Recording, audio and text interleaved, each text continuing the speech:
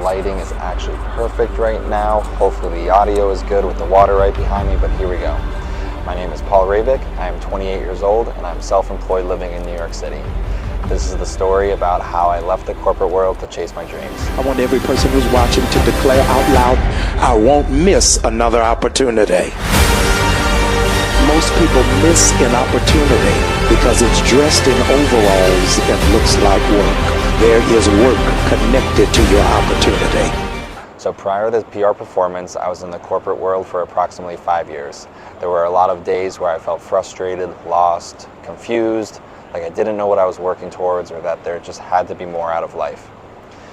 It wasn't until right now where I actually feel like I'm exactly where I'm supposed to be, training for the Winter Olympics and helping people live healthier and happier lifestyles with PR Performance.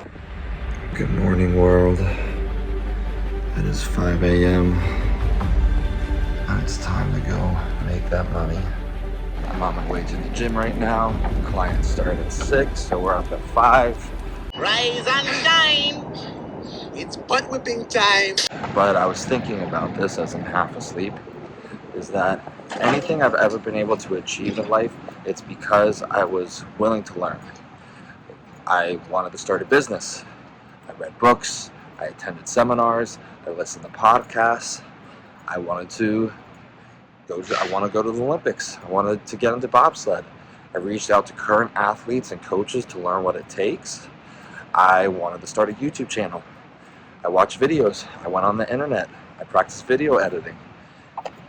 It's that the story here is that you can do anything, but you just have to be willing to learn and then apply what you learn. It's taking the necessary actions to achieve the goals that you want and to get what you want out of life. So you can do whatever it is that you want. It's just you have to learn. You have the resources in your pocket. That this phone gives you all the answers to everything. You just have to go out there looking for them. And you have to be willing to apply what you learn. It's not rocket science, and there's nothing really to it but to do it. Let's go. If you want to be a champion, if you want to be successful, you've got to live an active life. You've got to attack the day, you've got to win the day, and you've got to stack those wins. So let's rewind.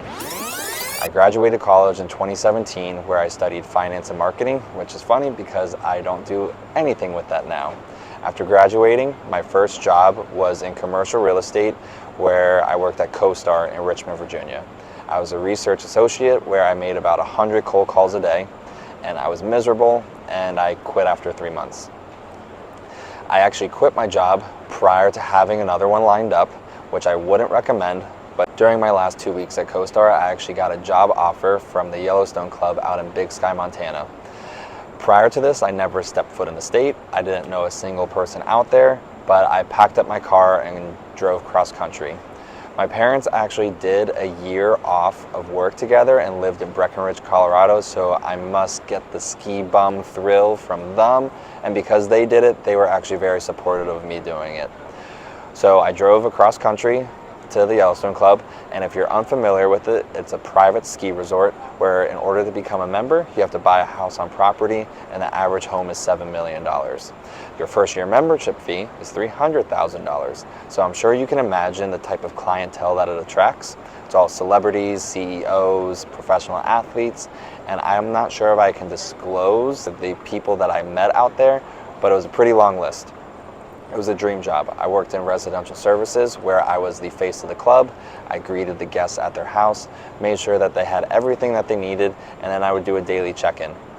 I got to ski almost every single day, and I didn't want to leave, but when my seasonal job was over, they offered me a full-time job, and I turned it down because I missed my friends, family, girlfriend at the time, and it was time to come back to Virginia.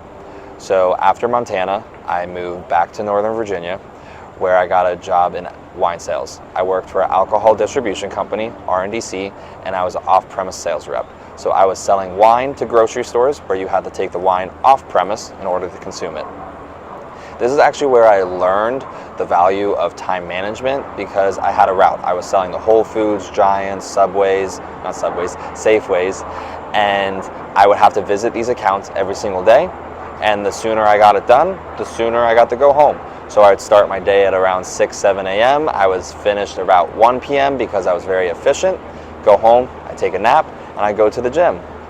At the gym, I was training CrossFit at the time, and the other half of the gym was a sports performance gym.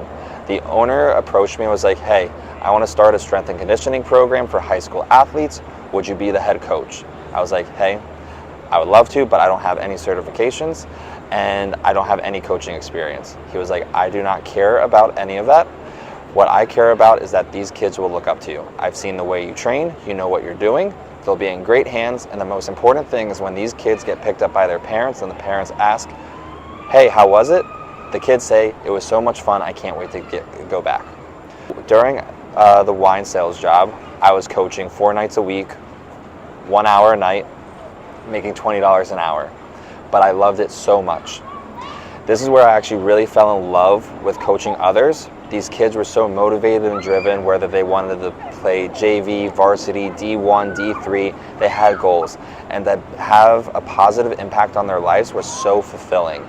Kids are exposed to so much crap at a young age. To be a positive influence was the best thing in the world. And during this time, I really, really loved it, but I still continued to coach without a certification. I then got a job up in New York City, and I moved here in 2019.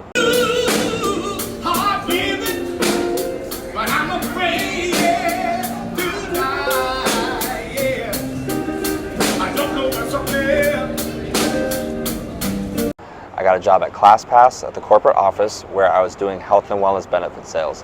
I was selling it to companies to offer to their employees at a subsidy. This was September of 2019. I worked there for about 6 months before COVID hit, and when COVID hit in March of 2020, I was furloughed and eventually let go later that summer. During my free time of unemployment, I decided to get certified with no plans of ever using it. I was like, hey, I have some time, let me be productive with it, and I got certified. I thought it was just a fun little thing to do for myself. I thought it would make me a better athlete. At the end of summer, I didn't want to finish out the year unemployed, so I transitioned industries and I got a job at Sisense doing software sales, embedded analytics, business intelligence solutions. I then moved back to New York City a second time in March of 2021, and I continued to do my software sales job. The gym I was going to, one of my really good friends, Sarah, she approached me and was like, hey Paul, I know you're certified.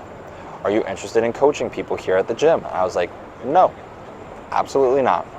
I have my full-time job, I have my own fitness goals, but what's the catch?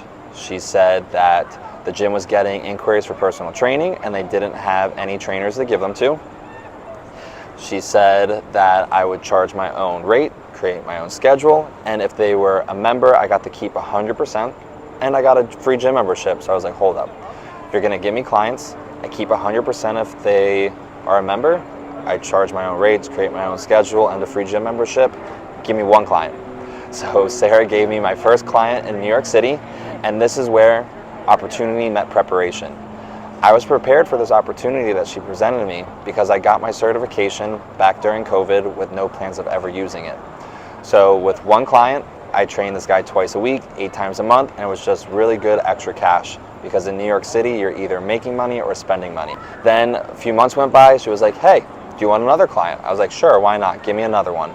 Took on another client, and I realized how lucrative it was. I was like, oh my gosh, I love this so much, it's fulfilling, and I can make more than my corporate job.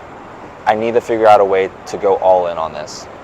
So during the year of 2021, I made the conscious decision in the fall to ramp up my schedule. I was working about 15-hour days, and I was like, I need to build out my book of business. Once my side hustle of PR Performance was making more money than my corporate job, I decided to take the leap of faith on January 1st of 2022 and go all in. When I quit my job, it was actually terrifying. Even though it was a fairly seamless and smooth transition, I was just nervous because I didn't have a paycheck anymore. I was like, I need to work to pay rent. I need to work to pay for food. Like, if I'm lazy, it's gonna show. If I'm hardworking, it's gonna show. And it was it lit a fire under my ass, but it was also very motivating, inspiring to know that everything that I was doing was for myself. So I really didn't mind working long days. Now with my business being about 1 3/4 years in, I now have my in-person clients that I train at Solace, New York on Park and 32nd. I have my online clients that I do custom programming for, and then I have the PR Performance Training app, which I launched about 1 year ago, and this is where people subscribe to it and follow the different training plans on there. There's an aesthetics plan, a strength and conditioning plan, Olympic lifting, and then body weight for those who work out with no equipment. So now I'm able to help the masses with the PR Performance Training app. I'm able to help individuals with very specific goals in custom programming, and then I'm able to help my clients in person who need the extra layer of accountability and the eyes-on coaching. It is absolutely the perfect world because I love what I do, I'm fulfilled, I'm having a positive impact on people's lives, and I'm very passionate about it. Being self-employed also gives me the freedom to pursue bobsled and training for the Winter Olympics, because last year when I started going through the tryout process, I had to go out to Lake Placid for a week for a rookie camp. I had to go back for a week for push championships. I had to go to Park City for a month, and then I made the national team and had to go to Europe for 6 weeks.